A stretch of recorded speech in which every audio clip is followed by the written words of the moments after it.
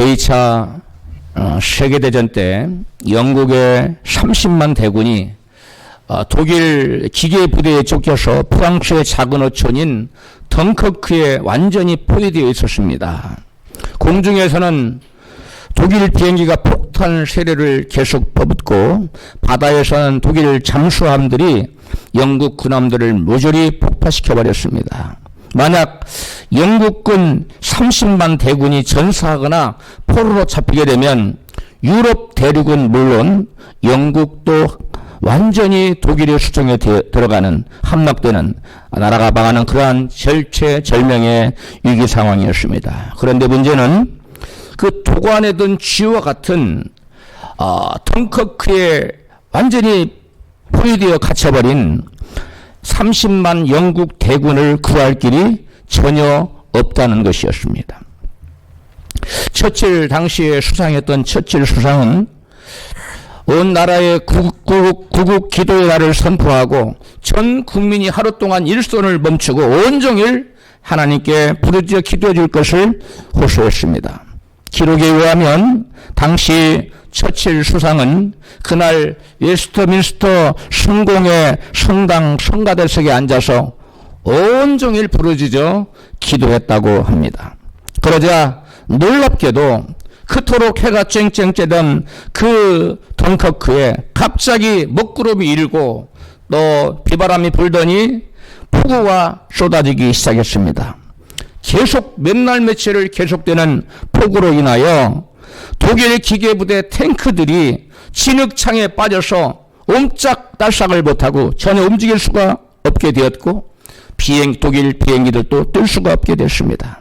며칠 동안 계속해서 주위 모든 그 전선에는 비가 계속적으로 쏟아지고 있는데 신기하게도 어느 날 저녁에 덩커크만에만은 비가 갑자기 멈췄습니다. 영국은 그 기회를 틈타서 재빨리 모든 군함과 개인 보트까지 동원해서 30만 대군을 덩커크에서 빼내서 안전지대로 빠져나가도록 조처를 취했습니다. 그 전선 주변의 지역도 역시 비가 그치자 독일군은 기회가 왔다 싶어서 순식간에 덩커크로 밀려 들어왔지만 그곳은 이미 텅텅 비어 있었습니다.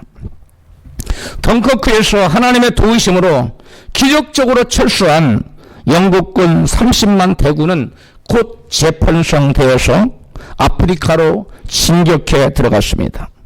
당시에 몽고베리 대원수의 지휘로 아프리카 전투에서 연전연승을 거두고 결국 독일군을 패퇴시키고 전쟁에서 승리를 쟁취하게 되었습니다. 적군에게 포위되어 오도 가도 못하고 꼼짝없이 죽게 된 영국군 30만 대군이 전 국민의 필사적인 간절한 중보기도 덕분에 기적적으로 살아나는 역사가 나타난 것입니다.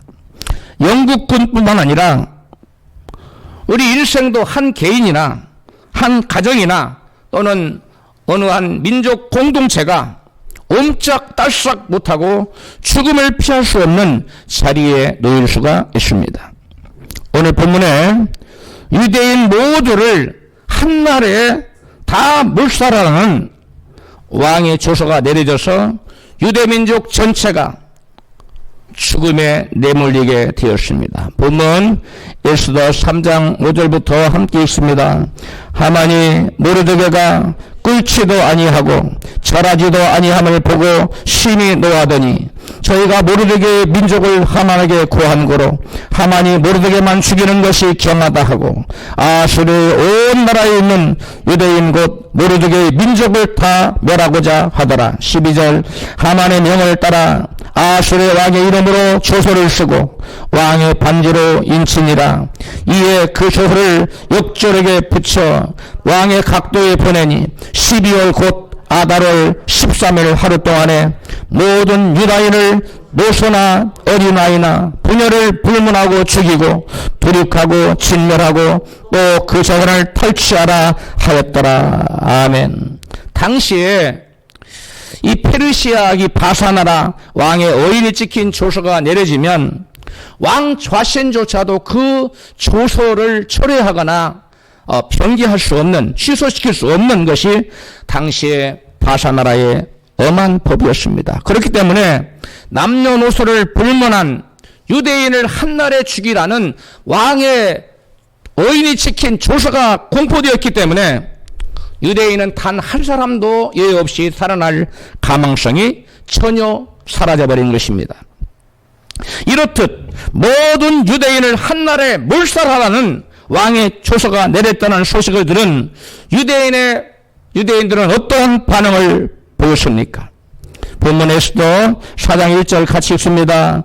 모르드게가 이 모든 일을 알고 그 옷을 찢고 굵은 배를 입으며 죄를 무릅쓰고 성중에 나가서 대성통곡하고 3절 왕의 명령과 조서가 각도에 이르매 유대인이 크게 애통하며 금식하며 통곡하며 부르짖더라. 아멘.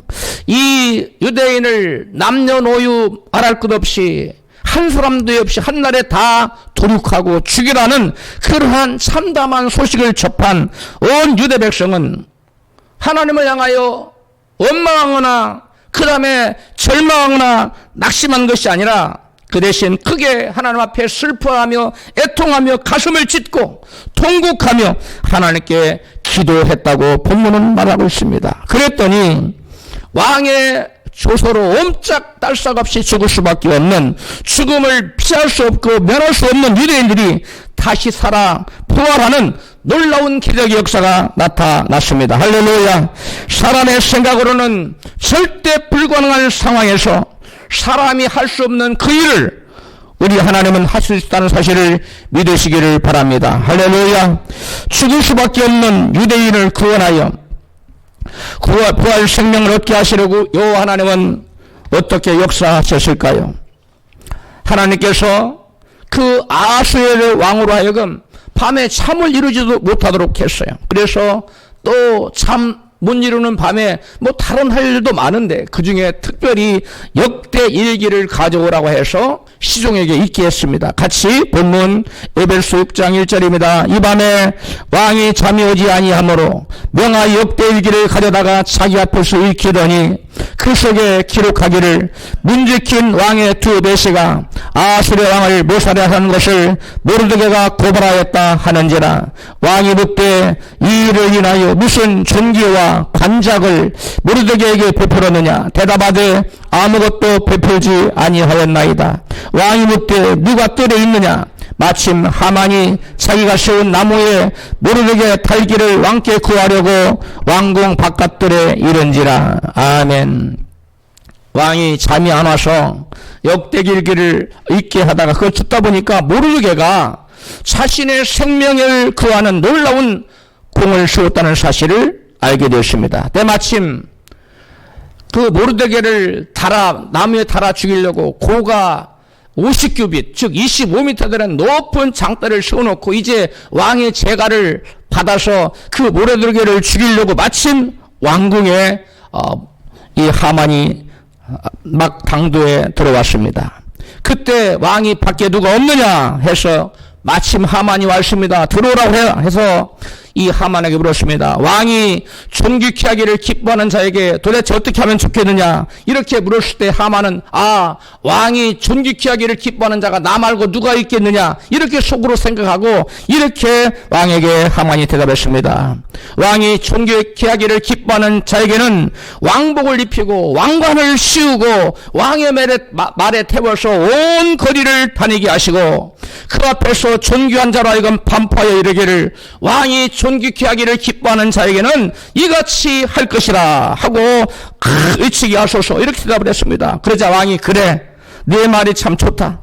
당장 네가 말한 그대로 조금도 빠짐없이 모르드게를 내가 존귀케 하기를 원하노니 네가 말을 잡고 그 모르드게를 데리고 온 거리에 나가서 왕이 존귀케 하기를 기뻐하는 자는 이같이 할 것이라고 외치라. 그래서 모르드게에게 왕복을 입히고 왕관을 씌우고 왕의 말에 태워서 그 말을 잡고 이 하나님께서 존귀케 하기를 기뻐하는 자에게는 이같이 할 것이라고 하만이 온종일 외치고 돌아다녔습니다. 여러분, 여기서부터 하나님께서는 이 놀라운 역전의 역사, 죽을 수밖에 없는 하나님의 백성 유대인들을 살려내는 역사가 시작되고 있습니다. 왕의 목숨을 구하는 혁혁한 공을 세웠는데도 아무런 보상을 받지 못했다면 여러분 마음은 어떻겠습니까? 그 당시 모르드게의 마음이 어떠했겠습니까? 그런데 그때 모르드게가 왕의 목숨을 살린 놀라운 공을 세우고도 전혀 보상을 받지 못한 것이 오늘 본문에 보니까 도리어 뭐가 되고 말았어요? 전화의 복이 되고 말았어요. 도리어 큰 축복이 되고 말았습니다. 왜냐하면 하나님을 사랑한 자에게는 모든 것이 합력하여 선을 이루기 때문에 그렇습니다. 할렐루야. 또한 고린도전서 2장 9절에 하나님이 자기를 사랑한 자들을 위하여 예비하신 모든 것은 눈으로 보지 못하고 귀로도 듣지 못하고 사람의 마음으로도 생각지 못하였다 함과 같으니라. 하나님을 사랑하는 자를 위해서 예비한 하나님 예비하신 복은 어떤 복이냐? 사람의 지식으로도 경험으로도 그것 지식과 경험을 초월할 뿐만 아니라 우리의 인간의 상상을 초월하는 그러한 놀라운 복을 예비하고 있다고 말씀하고 있습니다. 할렐루야.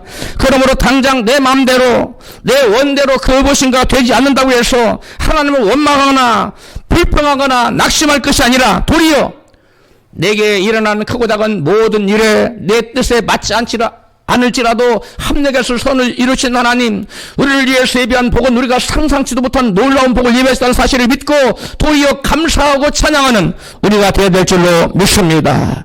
모르드게의 공이 드러나 왕에게 존귀한 자라고 높임 받았다고 해서 온 유대인을 한날에 죽이라는 왕의 조서가 취소되는 것이 아니기 때문에 온 유대인이 여전히 죽임을 면할 수가 없었습니다. 그런데 이제 하나님께서는 누구를 동원하느냐? 에스더를 동원합니다. 그래서 에스더로 하여금 죽으면 죽으리다 하고 왕 앞에 나가서 이 일을 호소하도록 하나님 그 마음을 움직였습니다. 부름받지 않고 왕에게 나아갔다가 왕이 금호를 내밀지 아니하면, 금호는 뭐라면 왕의 금지팡이에요. 금지팡이를 다 이렇게 내가 너를 환영한다, 이 금지팡이를 내밀지 않으면 그 즉시로 끌려가서 죽임을 당하는 것이 그 당시의 페르시아의 법이었습니다. 그렇기 때문에 지금 몇 달 동안 왕으로부터 부름받지 못한 에스더가 왕에게 나아갈 때는 지금 무엇을 각오해야만 됩니까? 죽는 일을 각오해야만 했습니다. 그럴지라도 죽으면 죽으리다 각오하고 3일 동안 금식한 다음에 왕께 죽음을 무릅쓰고 나아갔더니 왕이 에스더를 바라보고 너무 기뻐하여 사랑스러워서 그만 금호를 탁 내밀었어요. 그리고 어찌하여 무슨 소총으로 있길래 내게 찾아왔느냐 이렇게 물었습니다. 왕에게 에스더가 말합니다. 그대의 소청이 무엇이든 말하라. 나라의 절반이라도 내가 시행하겠노라. 이렇게 말합니다. 그래서 에스더가 자기와 자기 민족이 죽임을 당하게 된 조서가 내려져 있다는 사실을 얘기하고, 왕이시여 저와 저의 민족의 생명을 우리에게 주소서. 할렐루야. 이렇게 왕에게 고했더니 왕이 묻기를 감히 이런 일을 심중에 품은 자가 누구냐 하고 묻습니다. 그때 에스더가 바로 거기에 잔치자리에 초대했던 하만을 가리키면서 이 악한 하만이가 그런 일을 꾸몄습니다. 이렇게 얘기하자 왕이 화를 버럭나며 대노함을 차리고 일어났어요. 그때 그 에스더 앞에 나와가지고 그 하만이가 목숨을 구했으면 살려달라고. 그러자 왕이 좀 이따 들어와 보니까 이 하만이가 에스더를에게 간청하는 모습도, 이가 감히 왕후도 겁탈하라고 하느냐, 그런 말이 떨어지자 그 옆에 있던 시대 사람들이 끌고 나가서 바로 끌고 나갔습니다. 그때 마침 그 왕 앞에 있던 내시 하나가 이와 같은 사실을 얘기합니다. 왕이시여 이 하만이가, 이 악한 하만이 모르드게를 죽이려고 자기 집에 지금 고가 50규빗 높이가 25m나 되는 나무를 세웠나이다. 이렇게 그 사실을 알려주자 왕이 말하기를 즉시로 모르드게를 달려고 하만이 세워놓은 그 나무에 바로 하만을 즉시 달아 죽이라. 할렐루야. 여러분, 역전의 역사가 나타났습니다. 온 유대 백성이 단 한 사람도 빠짐없이 남녀 노유 부녀 할 것 없이 죽임을 당해야 되는데도 하나님께서는 보이지 않는 하나님의 손길이 역사하셔서 이와 같이 이스라엘 백성을 하나하나 구해내고 있습니다. 이제 모르드게는 모르드게를 죽이려고 하만이 자기 집 위에 세웠던 장도에 자기가 달려 죽었어요. 모르드게가 죽었으므로 이제 이스라엘 백성들은 죽음에서 구원받을 수 있습니까? 아직도 이스라엘 백성 한 사람도 구원받을 수가 없어요. 여전히 왕의 조서는 뭐 할 수 없기 때문에, 취소되거나 변개할 수 없기 때문에 이스라엘 백성이 여전히 왕의 조서로 인하여 죽임을 당할 수밖에 없었습니다. 그래서 에스더가 왕께 나가서 이같이 간청합니다. 에스더 8장 5절입니다. 같이 읽습니다. 에스더가 가로되 왕께서 나를 기쁘게 보실진대 조서를 내리사 하만이 왕의 각도에 있는 유대인을 멸하려고 꾀하고 쓴 조서를 취소하소서. 6절 내가 어찌 내 민족의 화당함을 참아 보며 내 친척의 멸망함을 참아 보리까. 아멘. 왕후 에스더가 왕께 그 이전에 왕이 내린 하만이 계교를 써서 내린 그 온 유대인을 한날에 죽이고 도륙하라는 그 왕의 조서를 취소해달라고 간청을 했습니다. 그러자 왕이 같이 대답합니다. 에스더서 8장 7절입니다. 같이 읽어요. 하만이 유대인을 말살하려고 계획하였기 때문에 내가 하만을 자신이 세운 교수대에 매달아서 죽였소. 8절 그러나 왕의 이름으로 작성해서 왕의 인장반지로 결제를 내어 공포한 조서는 철회할 수가 없는 것이요. 쉬운 한글 성경으로 읽어드렸어요. 왕의 이름으로 공포된 조서는 결단코 변개할 수 없는 법이기 때문에 뭐 할 수 없다고요? 철회할 수 없다고 왕이 대답했습니다. 그렇다면 이스라엘 백성을 살려낼 길이 어디가 있을까요? 그 조서는 그대로 시행돼야 되고 왕의 조서는 변개하거나 고치거나 또는 철회할 수가 없는데 어떻게 하면 이 죽이기로 결정된 왕의 조서에 의해서 죽일 수밖에 없는 온 유대인이 살아날 수 있을까요? 왕은 이어서 이렇게 지시를 내립니다. 아수르 왕은 유대인을 살려낼 수 있는 새로운 조서를 작성하여 공포하라고 지시하고 있습니다. 에스더서 8장 8절 후반절 시작. 그러니 그대들은 유대인을 살리기 위하여 내 이름으로 새 조서를 작성하고, 따라서요, 새 조서를 작성하고, 이게 굉장히 중요한 말입니다. 새로운 조서를 작성하고 나의 인장반지로 결제를 내어 공포하시오. 9절 그리하여 왕의 서기관들을 불러 모아 모르드게가 불러주는 대로 왕의 조서를 받아쓰게 했다. 10절 그 조서에는 이런 내용이 담겨 있었다. 11절 같이 나 아수르 왕은 이 나라의 모든 성읍에 사는 유대인에게 정당 방위의 특권을 부여한다.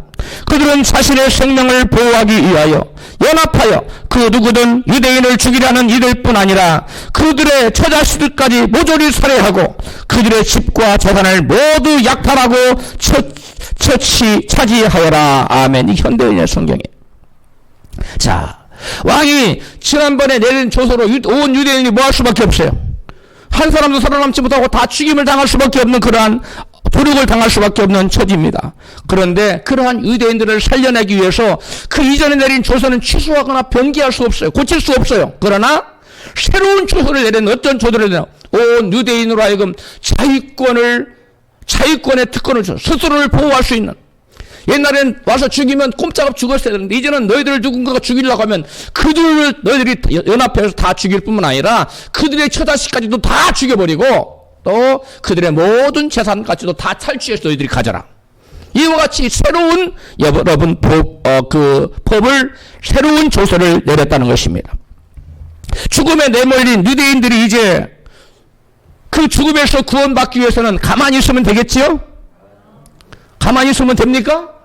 아니요, 싸워야 됩니다. 자기들을 죽이려고 하는 적대 세력들, 이미 그들을 죽이기 위해서 칼과 창과 뭐 여러 가지 그 무기를 동원해서 준비한 그들 세력들이 너희들에게 다가오거든 너희들은 연합해서 혼자 싸우지 말고 뭐해서?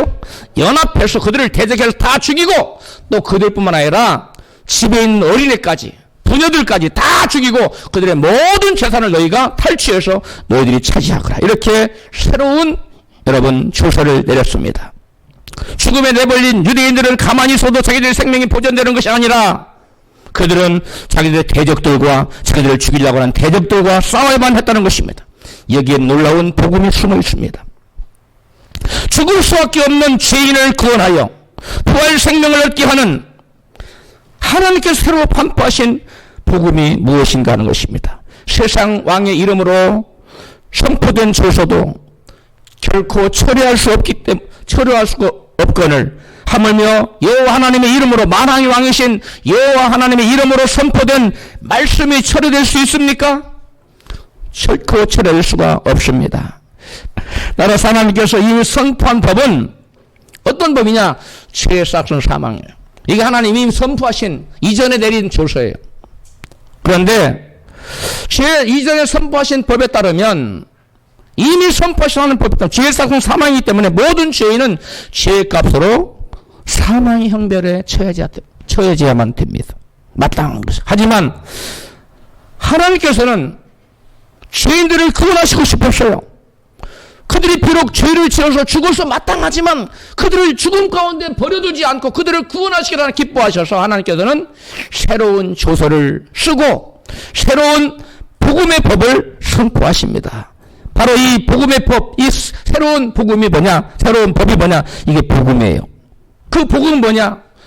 어떠한 사람이 죄를 지었을지라도 죄값 사망이라가 죽어야 되고 영원한 사망에 떨어져야 마땅한데 그를 그대로 방치하지 아니하시고 그 사람이 지은 죄를 하나님께서 이 땅에 친히 오셔서 당신이 모든 죄인의 죄를 대신 짊어지고 죽고 죄인이 죽어야 될 사망의 형벌을 그리스도께서 대신 지게 하신 것입니다. 할렐루야. 이것이 바로 새로운 하나님의 법이에요. 그래서 이전의 법은 여전히 살아있습니다. 죄의 값은 사망에.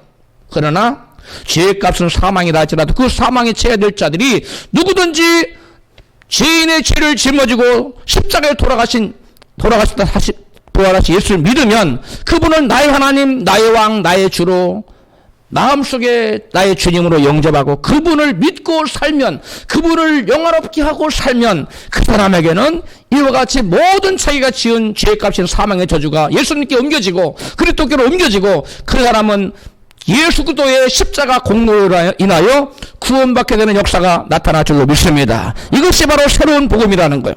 그러나 이전 법이 죄의 싹은 사망이기 때문에 우리가 죄를 지으면 마귀는 끊임없이 바로 하만의 세력들이 이스라엘 백성들을 죽이려고 했던 것처럼 죽이려고 버리고 있어요. 그럴 때 우리는 구원받게 해서 우리 자신을 하나님께 자신을 스스로 자유할 수 있는, 지킬 수 있는 그러한 특권을 주셨어요. 이게 복음인데 바로 그게 뭐냐? 예수 이름 권세입니다. 할렐루야. 뭐라고요? 예수 이름 권세를 가지고 우리가 잠든 우리를 죽이려고 찾아오는 마귀를 대적하고 그들을 물리치고 그들과 싸워서 그들을 물리치고 우리는 바로 모든 죄의 권세에서 구원을 받으라는 것입니다. 할렐루야. 이것이 바로 여러분 이 에스더 이 말씀 속에 에스더 8장 11절에 이 아하수의 왕이 내려온 새로운 이 조선 내용 가운데 이게 복음이 들어있어요. 이 놀라운 비밀이 담겨 있는데 우리는 죄의 값으로 사망에 죽어야 돼요. 이게 하나님의 원래적인 법이에요.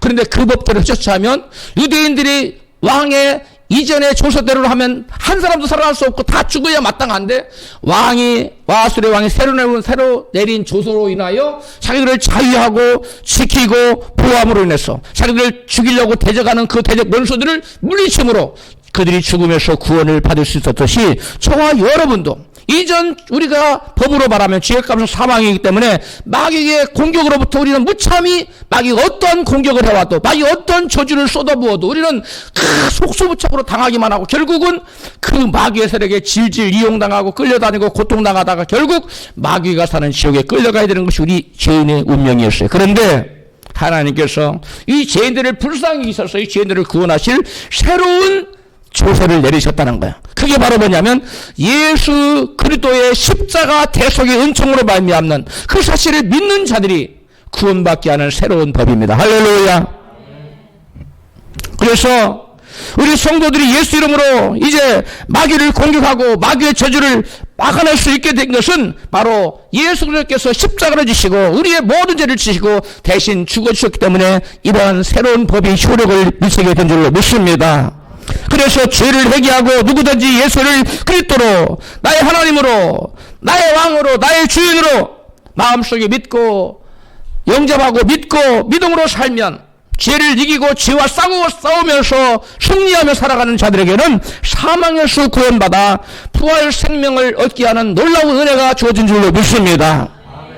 오늘 우리가 부활의 아침에 이 말씀은 여러분 우리에게 엄청난 도전을 주고 우리에게 용기와 희망을 주는 말씀입니다. 할렐루야.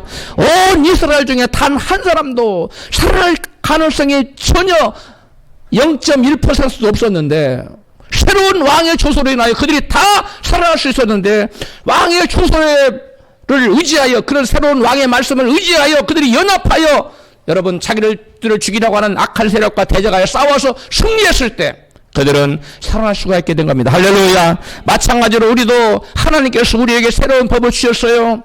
그 새로운 법이란 예수 그리스도로 말미암아 예수 그리스도의 피 흘린 공로로 말미암아 예수의 십자가 대속연적으로 말미암아 그것을 믿는 자들에게 미치는 구원의 생명 역사입니다. 할렐루야. 모든 예수님을 나의 왕으로 모시고 예수 이름으로 이제는 나를 죽이려고 찾아오는 마귀를 대적하여 믿음으로 싸우고 믿음으로 기도로 물리치고 마귀를 대적하여 물리치면 마귀는 우리를 죽이려고 한 길로 찾아왔다가 7길로 패퇴하여 도망치는 줄로 믿습니다.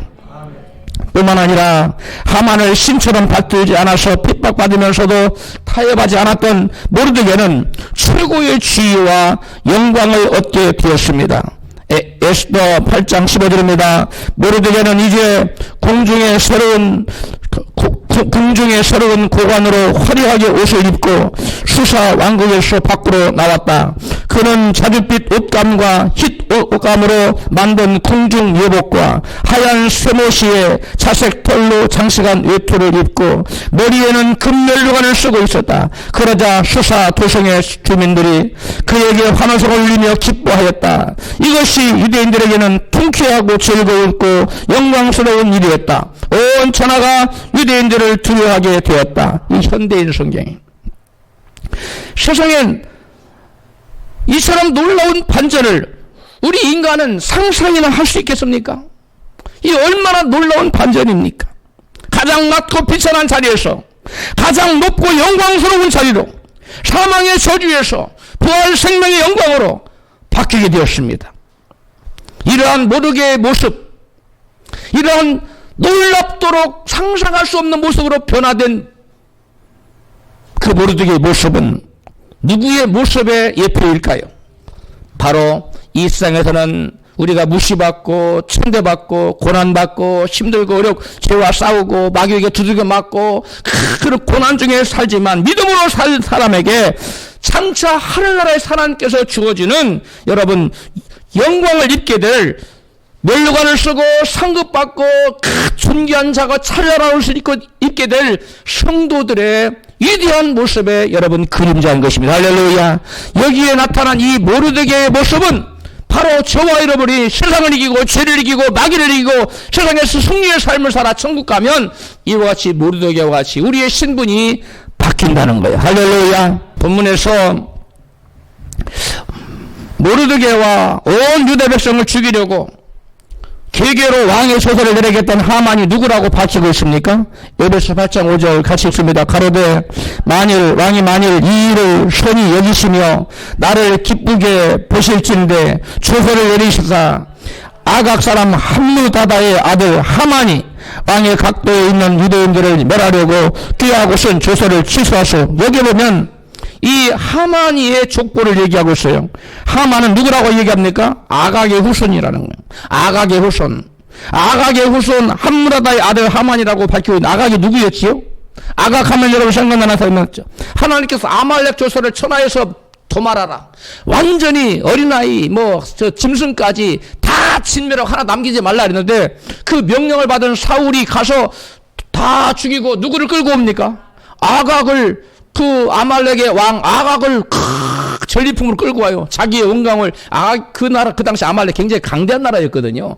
강대한 나라의 왕을 전리품으로 끌고 왔어요. 죽이라고 그랬는데 바로 그래서 아각은 바로 아말렉의 왕이에요. 그 아각의 후손님으로 이 하만이 바로 아말렉 족속이라는 거예요. 그 아말렉 족속이 성경 역사를 보면 어떤 족속이냐. 이스라엘 백성들이 애굽에서 나와 홍해를 건너 가나안을 거쳐서 이제 막 가나안을 향하여 광야의 생지를 하고 있는데 막 걸어가고 있는데 행진을 하는데 거기서 앞에서 가라 못 가. 그래서 전쟁을 치렀잖아요.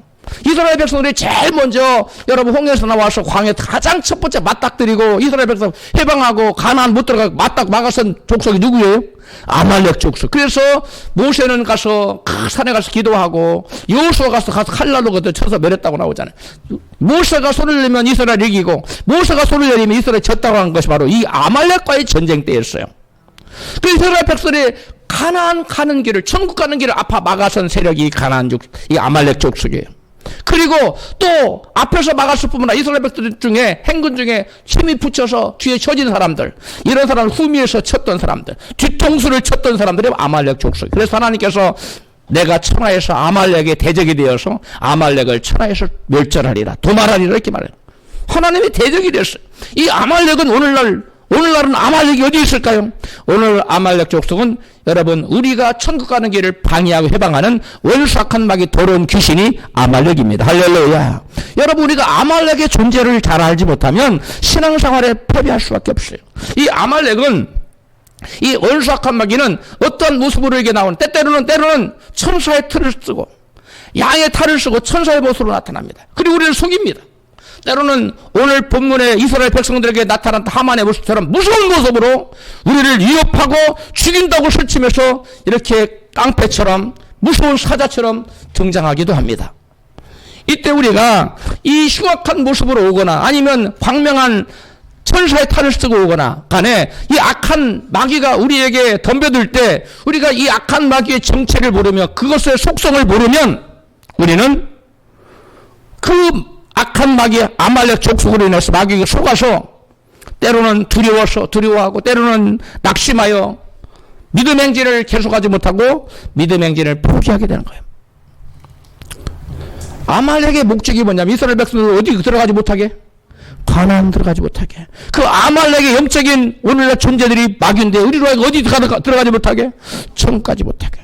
때때로는 천사의 탈을 쓰고 너 그렇게 했는데 너에게 아무것도 없잖아, 아주 위하는 척 이렇게 속이기도 하고, 때로는 무서운 재앙을 가져다 줘서 큰 입에도 받는 너에게 환난이 임하냐 이렇게 하나님이 떨어지게 하는 거예요. 여러분 아말렉을 깨어서 잘 대비하시기를 축복합니다.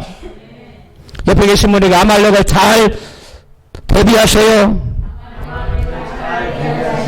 할렐루야. 하만의 계계로 죽음에 내몰린 이스라엘 백성들 어떻게 죽음을 모면하고 부활 생명을 얻게 되었습니까?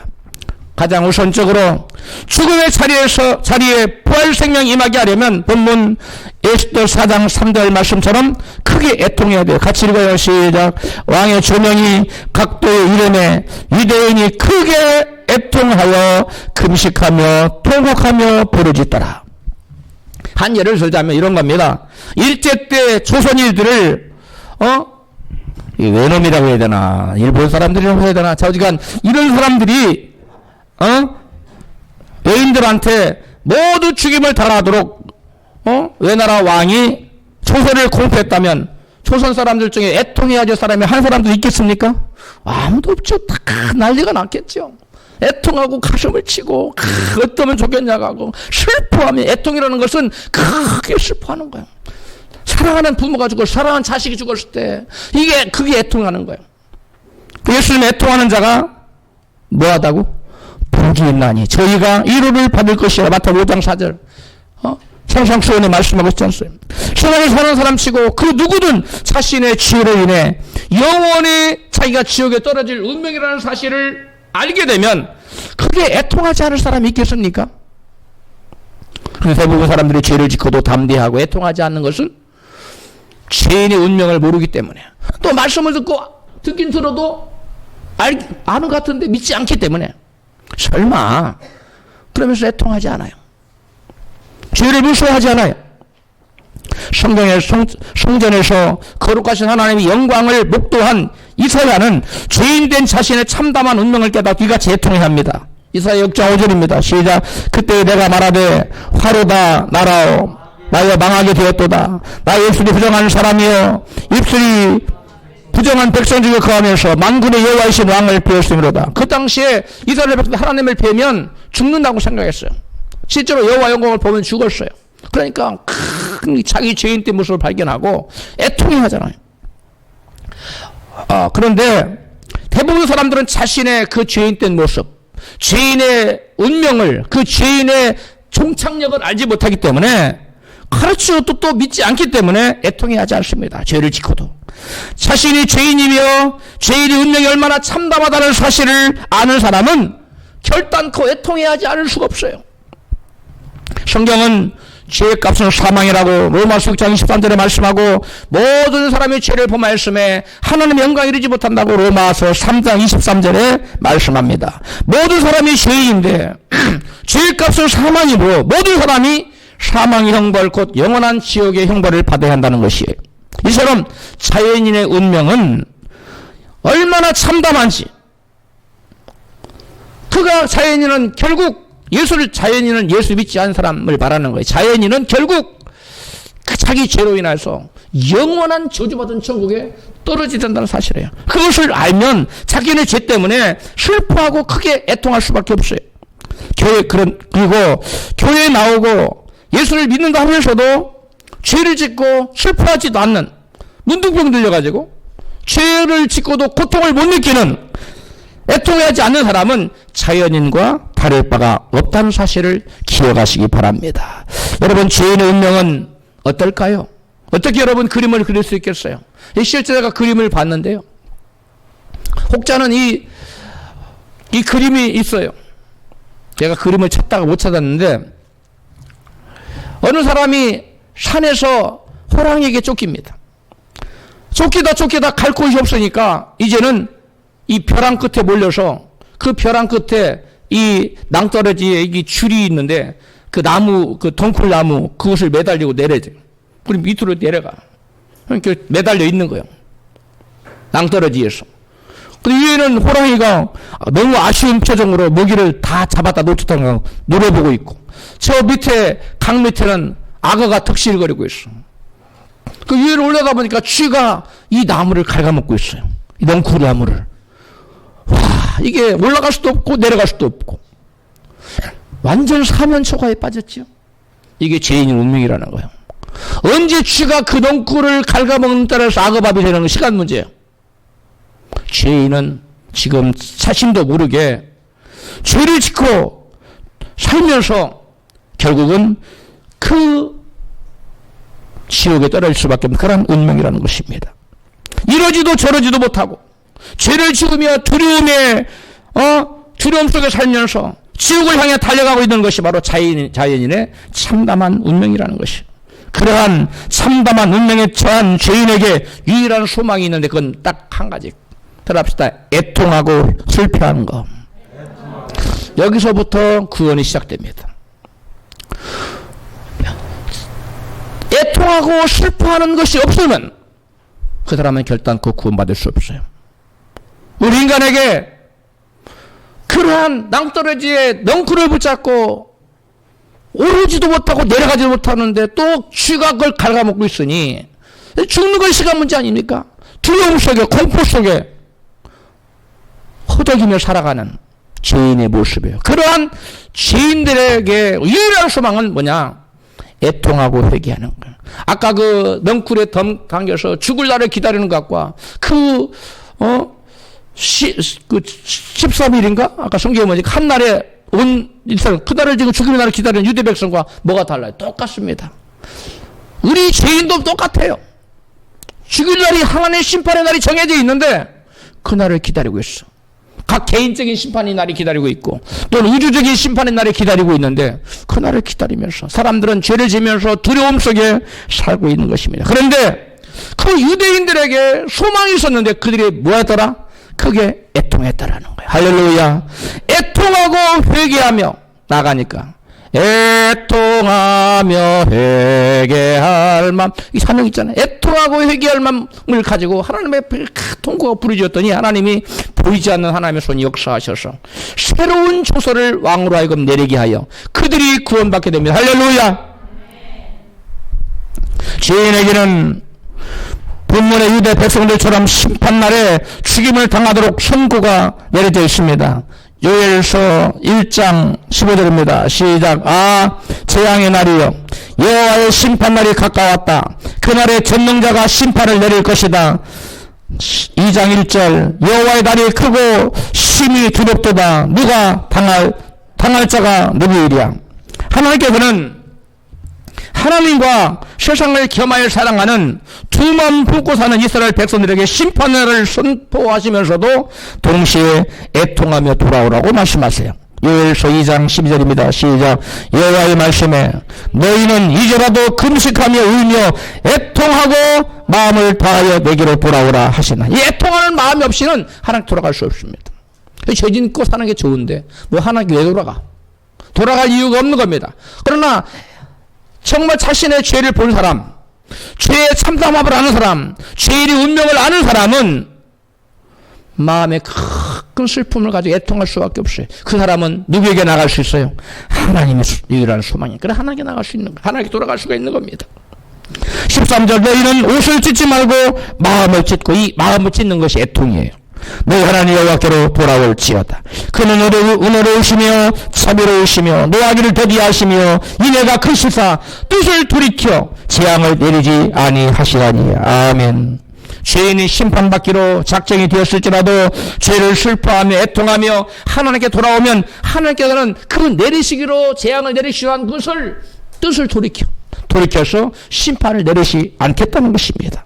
모든 유대인을 한날에 죽이라는 왕의 조서가 내려졌음에도 애통하며 하나님께 그 백성 돌아오고자 하나님께서는 그들에게 죽음에서 부활 생명 역사가 나타나는 기적을 베푸신 줄로 믿습니다.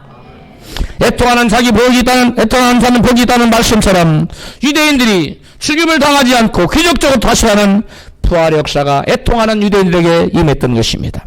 구약 때뿐만 아니라 신약 시대에도 하나님과 세상을 겸하여 사랑하고 두 마음 품고 사는 자들에게 애통하고 하나님께 돌아오라고 주님은 말씀합니다. 야고보서 4장 4절입니다. 가늠하는 여자들이여 세상과 벗된 것이 하나님의 원수임을 알지 못하느냐. 8절 하나님을 가까이 하라. 그리하면 너희를 가까이 하시리라. 두 마음을 품은 자들아 마음을 성결케 하라. 슬퍼하며 애통하며 울지어다. 너희 웃음을 애통으로 너희 즐거움을 근심으로 바꿀지어다. 아멘. 여러분 하나님께서 여러분 가까이 해주셨으면 좋겠습니까? 아멘. 그렇다면 여러분이 가까이 하셔야 돼요. 저와 이로 하나 가까이. 여기 보니까 하나님 가까이 하라 그러면 하나님 너희를 가까이 하시라. 많은 사람 하나님이 나와 좀 가까워졌으면 좋겠어. 나와 좀 친밀해졌으면 좋겠어. 이렇게 소원을 가지고 있어요. 그래서 자기는 하나님 가까이 나가지 않아요. 예배 때 빠져버리고 기도 때도 빠져버리고 하나님 찾지 않아요. 그런 사람 하나님 가까이 하지 않습니다. 따라합시다. 하나님 가까이 하라. 그리하면 하나님 너희를 가까이 하시리라. 할렐루야. 9절에 슬퍼하며 애통하며 울지어다. 애통하라는 거예요. 너희 웃음을 애통으로 바꿔라. 너희의 근심을 즐거움을 근심으로 바꾸라. 이렇게 말씀하고 있어요. 두 마음 품는 자들, 즉 하나님과 세상을 겸하여 사랑하는 자들을 향하여 하나님 마음을 뭐하게 하라고? 성결케 하라고 말씀해요. 마음이 성결케 하라는 사람, 이 마음이 성결케 하라는 사람에게, 성결한 사람에게는 마음을 성결케 하라고 하실 필요가 있습니까? 없습니까? 없습니다. 마음을 성결케 하라는 그 사람의 마음이 더럽다는 거예요. 성결치가 못하다는 거예요. 여러분, 우리가 하나님 앞에 깨끗한 마음을 가져야 돼요. 정결한 마음 주시옵소서. 할렐루야. 우리가 정결한 마음을 가져야 돼. 이 정결한 마음은 어떤 마음이냐? 오로지 하나님만을 바라보는 마음에 일편단심 밀들레처럼 오로지 하나님만을 주야로 생각하고 그분만을 사랑하는 마음. 이것이 여러분 한 마음, 깨끗한 마음이에요. 그런데 하나님도 사랑하고 또 세상도 사랑하고 어떤 사람은 하나님도 더 사랑해. 두 마음이에요. 이 두 마음은 여러분 어느 여인이 남편도 사랑하고 또 이웃집 아저씨도 사랑하고 겸하여 사랑하는 이게 더러운 마음입니다. 갈라진 마음이에요. 마음이 나누지 않기를 주의 이름으로 축복합니다. 위에 보내신 분에게 한 마음을 가지십시다. 할렐루야. 간음하는 여인들처럼 하나님과 세상을 겸하여 사랑하는 것은 영적인 간음으로 하나님 앞에서 하나님께서 그 사람은 마음을 더럽다고 부결하다고 말씀하고 있습니다. 다음으로 죽음의 자리에서 부활 생명이 임하게 하려면 본문 에베소 4장 3절 말처럼 금식하며 자신의 죄를 회개해야 돼요. 에스더서 4장 3절 시작. 왕의 조명이 각도 이르매 유대인이 크게 애통하며 뭐하며? 금식하며 통곡하며 부르짖어. 뭐하고? 금식했어요. 금식은 뭐하는 거다. 금식기도는 자신의 죄를 철저히 자복하고 통에 자복하고 회개하는 기도가 금식기도예요. 금식기도는 뭐 했다는 기도라고 하고요? 죄를 자복하고 회개하는 거예요. 그러므로 진심으로 죄를 회개하고 금식하면 죄를 지을 때 들어온 온갖 더러운 흉악한 영들이 다 떠나갑니다. 이사야 58장 6절에 그걸 말씀하고 있어요. 다 같이 시작. 나의 기뻐하는 금식은 흉악의 결박을 풀어주며 멍에의 죄를 끌려주며 압제당하는 자를 자유케 하며 모든 멍에를 꺾는 것이 아니겠느냐. 이 말씀은 중의적인 의미가 있어요. 두 가지 의미가 들어있어요. 하나의 의미는 하나님께서 기뻐하시는 금식을 하면 하나님께서 그 금식하는 자에게서 흉악의 결박을 풀어주고 멍에의 죄를 끌어준다는 거예요. 하나님이 금식하는 자의 드리운 것을 끌려준다는 거예요. 또 하나는 어떤 의미냐? 하나님께서 기뻐하는 금식은 악한 자들을, 연약한 자를 더 이상 압제하지 말고 일시키고 임금 떼먹고 그러지 말고 그들에게 자유를 주고 불의한 삶을 회개하는 것이라는 거예요. 이게 바로 하나님 기뻐하는 거예요. 음식만 안 먹는다 금식하는 것이 아니라 불의한 삶을, 잘못된 행동을 고치라는 거예요. 할렐루야. 이게 진정한 금식이라는 거예요. 그러한 금식, 그러니까 내가 약한 자의 흉악한 결박을 풀어주고 회개하는 금식을 하면 하나님께 우리의 마귀가 우리를 꽁꽁 둘러내고 있는 흉악한 결박을 다 풀어준다는 거예요. 할렐루야.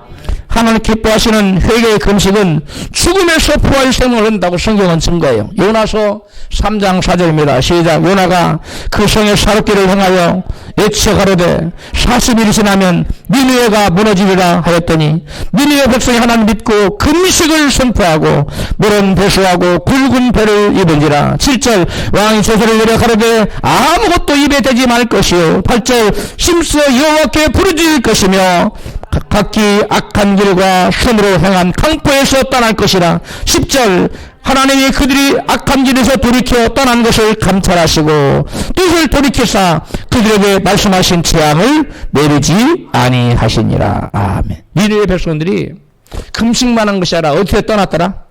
죄에서 악한 길에 떠났어요. 죄에 떠나. 이게 참된 금식기도예요. 그러니까 여러분과 진짜 하나님 기뻐하시는 금식을 하면요, 어떠한 흉악의 결박도 풀어주는 니느웨 백성은 다 죽어야 돼. 지금 심판받았어. 너희들 며칠이 지나면 40일을 너희 다 죽는다. 너희들은 끝났다. 요나가 막 걸치고 다녔죠. 그러니까 그들이 회개했죠. 하나님께 돌아왔어요.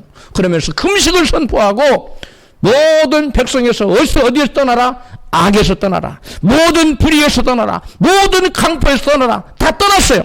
하나님 보시니까 저들이 죄에 돌이켰네. 하나님께서 그 뜻을 돌이켰어요.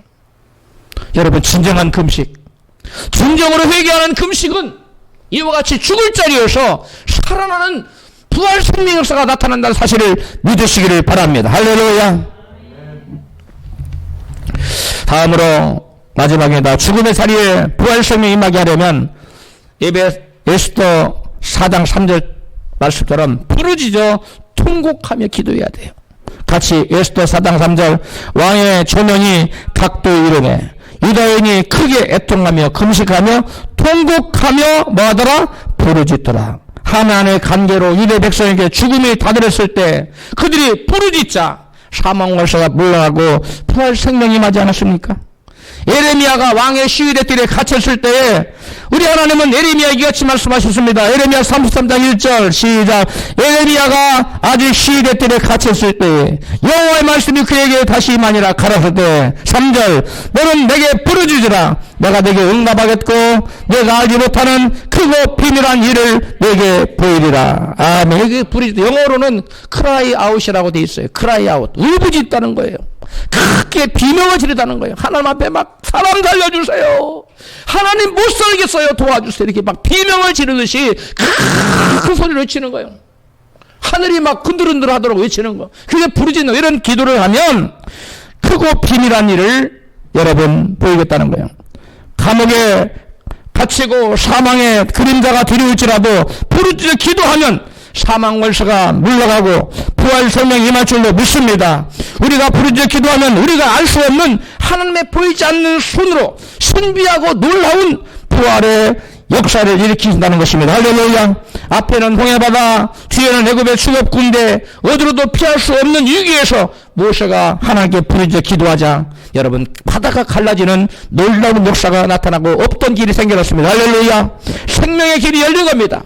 부활 생명의 길이 열린 겁니다. 할렐루야. 부르짖어 기도할 때 전혀 길이 없는데 칠흑같이 깜깜한데 빛이 비춰지고 여러분 없던 길이 생겨나는 역사는 여러분 부르짖어 기도할 때 손을 높이 들고 항복하며 하나님의 도움을 간절히 구하는 부르짖는 기도를 우리 모두가 들으십시다. 할렐루야. 부르짖어 기도하는 자는 해와 달도 멈추게 하고 달아 너 기브온 골짜기에 머무르라. 달아 야알론 골짜기에 머무르라. 이렇게 부르짖잖아. 그러니까 꼼짝없이 멈추잖아. 해와 달도 또 모세처럼 부르짖어 기도를 바다도 멈추게 하고 사망로를 또 유대 백성처럼 물리치고 부활 생명이 임하게 하는 것이야. 부르짖어 기도하는 자에게 이와 같이 놀라운 부활 생명 역사가 나타납니다. 할렐루야. 내가 죽음의 사리에 놓였을 때 나에게 부활 생명 임하게 하려면 첫 번째 애통하고 두 번째 금식하며 회개하고 세 번째 부르짖어 기도해야만 합니다. 우리에게 닥쳐오는 사망 원세를 물리치고 부활 생명 임하도록 하기 위해서 애통하고 회개 금식을 하며 부르짖어 기도하기를 주님의 이름으로 축원합니다.